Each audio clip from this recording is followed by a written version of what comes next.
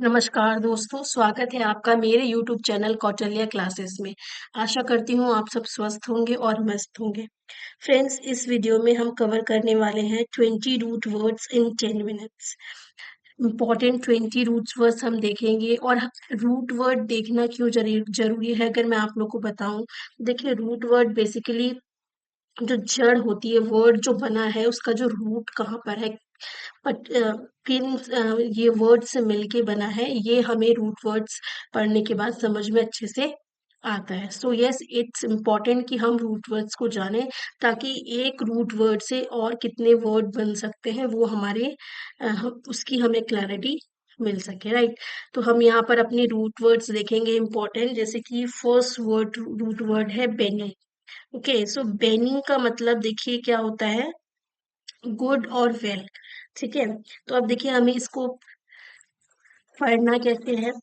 बेनी, किसी भी वर्ड में अगर आपको यहाँ पर BENE ये मिलता है तो आपको ये ध्यान रखना है कि इसका ये जो रूट वर्ड है वो हमें मीनिंग देता है गुड और वेल। ओके, तो यहाँ पर देखिए bene, person who gives money to a cause, कहते हैं ना जो दान देने वाला होता है उसको बोलते हैं benefactor. After that is candid, cand, CAND, can. Okay, so यहाँ पर कैन का मीनिंग होता है ग्लोइंग और इरिडेसेंट। ग्लोइंग मतलब चमकीला, और इरिडेसेंट मीन्स इंद्रधनुष की भांति चमकीला, मतलब जैसे क्लैरिटी, या कहते हैं ना कि किसी बिना पक्षपात के या ट्रांसपेरेंसी हो जिस चीज में, उसको हम बोलेंगे इरिडेसेंट। ओके, सो यस, यहाँ पर देखिए CAND, इस रूट वर्ड से ये बना है केंजी, जिसका मतलब होता है फ्री फ्रॉम बाइस, प्रिजुडाइज और मेलाइज। ठीक है, किसी भी भेदभाव से अ, दूर होता है, जेन्युइन होता है, प्योर होता है, सिंसियर होता है, खरा होता है, एक हिंदी में बोलते हैं निष्कपट होता है, उसको हम बोलते हैं candid. Okay, next we have बिबली।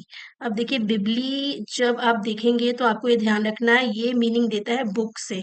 सो बिब्लोमेनिया, बिब्लोमेनिया उससे बोलते हैं जो जिस व्यक्ति को बुक्स, कह लीजिए किताबों से बहुत प्यार होता है, पुस्तकों से बहुत प्यार होता है, उसको बोलते हैं बिब्लोमेनिया। सो यस, यहाँ पर बिबली देखना है आपको, और आपको ये याद रखना है कि ये बुक्स से, इसकी जो जब भी आपको ये रूट वर्ड देखना है तो आपको ये ध्यान रखना है कि ये बुक से रिलेटेड है। After that is bell.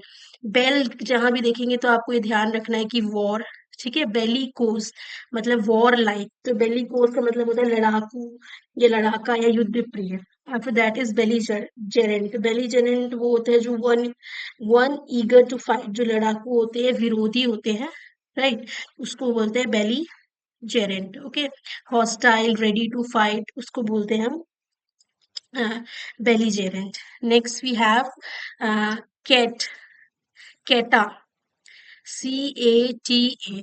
तो जहां भी आप कैटा देखोगे, जैसे इस वर्ड में कैटा है, इस वर्ड में कैटा है, तो यहाँ आपको ये ध्यान रखना है कि जहां भी आपको ये रूट वर्ड दिखते हैं तो ये क्या मीनिंग देते हैं, इंटेंसिव और कंप्लीट। ठीक है, मतलब पूरा, जैसे एक ये कैटलॉग है। कैटलॉग क्या होता है, आप देखते हैं एक आप मान लीजिए एक पेज में अगर आप कैटलॉग बना रहे हो तो एक पूरी लिस्ट बना रहे हैं किसी भी चीज की। ठीक है, लाइक कोई भी स्वीट्स हो गया तो स्वीट्स का पूरा कैटलॉग बनता है कि हाँ हमारे पास दिवाली की ये सारी मिठाइयाँ हैं, XYZ जो भी मिठाइयाँ हैं, तो उसका पूरा कैटलॉग बनता है। ठीक है, इस तरह और भी आर्टिकल्स होते हैं, उसके कैटलॉग बनते हैं, कंप्लीट लिस्ट बनती है, बिल्कुल लिस्टिंग करते हैं। आफ्टर दैट देखिए कैटासिलिज्म।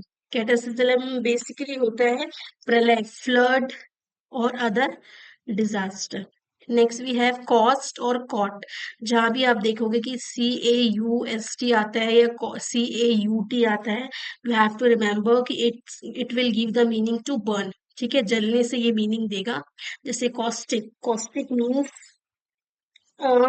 ऐसा केमिकल रिएक्शन जो नष्ट कर सकता है या खा सकता है किसी भी मतलब ऐसी केमिकल रिएक्शन जिसके पास कैपेबिलिटी होते हैं कि वो किसी चीज को जला सके या उसको खा सके। ठीक है, उसको बोलते हैं हम क्या, उसको बोलते हैं हम कॉस्टिक। ओके, सो यस, उसको बोलते हैं caustic. After that is Holocaust. Holocaust देखिए टोटल डिवास्टेशन, डिवास्टेशन मीन्स होता है तबाही। क्या होता है, डिवास्टेशन मीन्स तबाह he. Okay. So yes, next we have cerebri. CEREBRE, देखिए ये रिलेटेड होता है ब्रेन से। ओके, तो जहां भी आप देखते हैं सेरिब्रेट है जैसे, तो यूज ब्रेन, सेरिब्रेट मीन्स टू, मतलब कि दिमाग का इस्तेमाल करना। तो जहां भी आपने ये रूट वर्ड सीखना, आपको हमेशा ये याद रखना है कि ये ब्रेन से रिलेटेड कोई मीनिंग दे रहा है हमें, ठीक है। तो सेरिकरम, ये सर्कल, करिकुलम कम या सर्कल, ठीक है। अब देखिए ये मीनिंग हमें देता है अराउंड या अबाउट, ठीक है। नेक्स्ट देखिए सरकमस्क्राइब, टू ड्रॉ अराउंड, जैसे ये मान लीजिए ये जैसे ये सर्कल है, ठीक है। तो इसने सरकमस्क्राइब किया है किसको, इस ट्रायंगल को, ठीक है। मतलब बेसिकली इसमें लिमिट लगा दिया इस ट्रायंगल के अ, चारों ओर या तीनों ओर, क्या किया है इसने, लिमिट लगा दिया। तो सर्कमस्क्राइब का एक मीनिंग ये भी होता है कि कहीं पर लिमिट लगाना, ठीक है। या किसी ड्रॉ अराउंड मतलब चारों ओर कुछ बना देना, उसको बोलते हैं हम circumscribe. After that is circumnavigate, to sail around, मतलब मान लीजिए सी है, तो सी के चारों तरफ आप सेल कर रहे हैं, उसको बोलते हैं सरकम नेविगेट। आस पास तैरना या नेविगेट करना, उसको बोलेंगे। आफ्टर दैट देखिए क्या, कार्नियो। तो जहां भी आपने रूट वर्ड देखना है cranio, you have to remember that it will give meaning related to skull, right, skull. तो कार्नियोलॉजी बेसिकली आप क्या होता है, the study of skull characteristics, मतलब खोपड़ी होती है, उसके कैरेक्टरिस्टिक्स की पढ़ाई को हम बोलते हैं craniology, right. Next we have cred, CRED। Cred basically meaning देता है बिलीव से। Okay, you have to remember creed word will give the meaning related to belief, like credulous, credulous मतलब believing things too easily। वो व्यक्ति या credulous वो होता है जो बहुत जल्दी किसी चीज पे विश्वास कर लेता है। After that we have credence, credence means belief, मतलब विश्वनीयता, मतलब भरोसा, विश्वनीयता को हम बोलते हैं क्रेडुलस, ठीक है। So yes, next we have dent, dendr, या ओ या आई आए उसके बाद। तो डेंट देखिए जहां पर भी, जैसे इसको हम यहाँ से समझेंगे कि जैसे यहाँ पर है DENDR, ठीक है। तो यहाँ जो ये वर्ड आप देख रहे हो DENDR, तो ये बेसिकली अगर आपको किसी वर्ड में फाइंड करते हैं आप, तो you have to remember it will give meaning related to tree. Okay, तो यहाँ फिलोडेंड्रोन, एक ऐसे प्लांट्स होते हैं जो कहाँ ग्रो करते हैं, ट्रीज के लग के, ट्री को क्लाइम करके। जैसे ये ट्री है, तो इसके यहाँ पर जो ये जो आप देख रहे हो बेल, ये क्या है, ये प्लांट्स है जो किसको, इस ट्रीज के सहारे इसको क्लाइम करके ग्रो कर रहे हैं। नेक्स्ट वी हैव डेंट या डोंट। तो जहां भी आपने डोंट या डेंट देखना है, तो you have to remember that it will give tooth meaning. जैसे डेंटोरेस, जैसे हम फॉल्स टीथ लगाते हैं ना, जब अगर हमारे किसी के दांत खराब हो गए हैं या नहीं है, दांत टूट गए किसी भी रीजन से, तो उसको हम बोलते हैं dentures, false teeth. Okay, so yes, false teeth को हम बोलते हैं डेंटरस।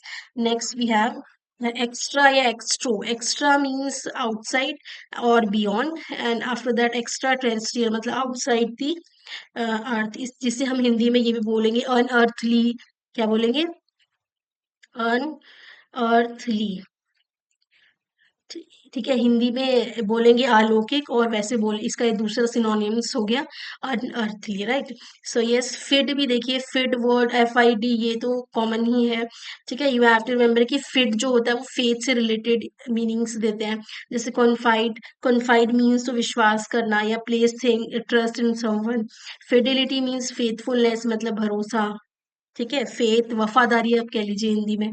सो यस, आफ्टर दैट देखिए EP, किसी भी वर्ड में अगर आप EP देख रहे हो, उसके बाद आई लगा है, तो you have to remember that it will give meaning ओ, on, upon, over, at, after. Like epilogue, short speech delivered after a play, ठीक है। जैसे आप कोई प्ले खत्म होता है, तो उसके बाद आप कंक्लूजन देते हो ना, आप लास्ट में उसको कंक्लूड करते हो, उसी को हम बोलते हैं एपिलॉग।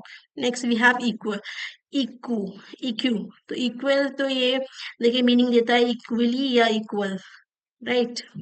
जैसे इक्वी डिस्टेंट, एक इक्वल डिस्टेंस पे इक्वल दूरी, समान दूरी पर स्थित होने को बोलते हैं इक्वी डिस्टेंट। इक्वेशन है स्टेटमेंट ऑफ इक्वेलिटी, मतलब बराबर का जो स्टेटमेंट होता है, इधर भी बराबर है इधर भी बराबर है, उसको बोलेंगे इक्वेशन।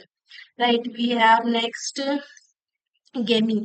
तो जहां भी आप गेमी देखते हो, you have to remember marriage और यूनियन मतलब शादी, या फिर यूनियन मतलब इकट्ठा होना, यूनिटी करना, उसको गैमी। जैसे monogamy, the practice of marrying one person at a time, ऐसा प्रैक्टिस जिसमें हम एक बार में एक ही बंदे से शादी करते हैं, उसको बोलते हैं मोनोगैमी। ठीक है। Next we have giga.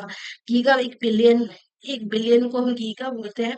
Like giga hertz होता है यूनिट ऑफ फ्रीक्वेंसी, जिससे हम फ्रीक्वेंसी की यूनिट को मेजर करते हैं, उसको बोलते हैं गीगाहर्ट्ज। उसके बाद गीगावाट, इलेक्ट्रिक पावर को जब मेजर करते हैं, बिजली की इकाई को मेजर करते हैं, तो उसको बोलते हैं हम gigawatt. Next we have hepa. जहां भी आपने ये वर्ड देखना है, रूट वर्ड आपको रिमेम्बर करना है कि इट विल,